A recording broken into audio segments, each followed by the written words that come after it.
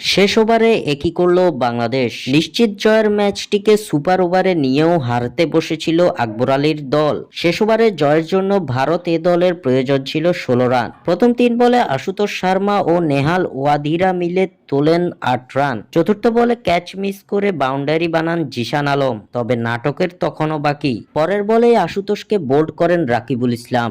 শেষ বলে প্রয়োজন 4, কিন্তু রাকিবুল করেন ইয়র্কার, যেখান থেকে 1 রানের বেশি নেওয়ার সুযোগ নাই। তবে বাংলাদেশের ফিল্ডার ও কিপার আকবর আলীর বোকামিতে দৌড়ে 3 রান নিয়ে সুপার ওভারে ম্যাচ নিয়ে যায় ভারত।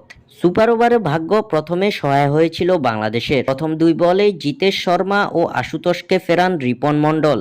এরপর বাংলাদেশের হয়ে ব্যাটিংয়ে নামে ইয়াসির আলী ও জিশান আলম। তবে এখানেও কমন সেন্সের অভাব দেখালেন ইয়াসির আলী। প্রথম বলে ছক্কা হাঁকাতে গিয়ে হয়ে যান আউট। তৃতীয় বলে ওয়াইড দেন ভারতীয় বোলার, যার ফলে সহজ জয় তুলে নেয় আকবর আলীর দল। আর তাতেই 2019 সালের পর এশিয়া কাপ স্টার্সের ফাইনালে উঠল বাংলাদেশ। এর আগে কাতারের দোহায় টস জিতে ব্যাট করতে নেমে ঝড় তোলেন বাংলাদেশের 2 ওপেনার হাবিবুর রহমান সোহান ও জিসান আলম। প্রথম 2 ওভারেই 25 রান তোলে তারা। তবে 14 বলে জিসান 26 রান করে ফিরলে ভাঙে প্রথম উইকেট জুটি। এরপর তাণ্ডব চালান সোহান। একটা সময় ভারতীয় বোলারদের অসহায় লাগছিল তার সামনে। 46 বলে 5 ছক্কা 3 বাউন্ডারিতে 65 রান করে ফেরেন সোহান। 3-এ নামা জাওয়াদ আবরার ভুগেছেন বেশ।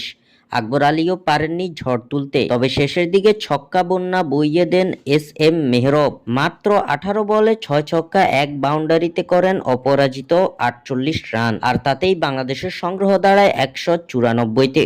এর পরের ঘটনা সকলেরই জানা, বাংলাদেশ গেল ফাইনালে। স্বাক্ষর থেকে সাদবির ইসলাম।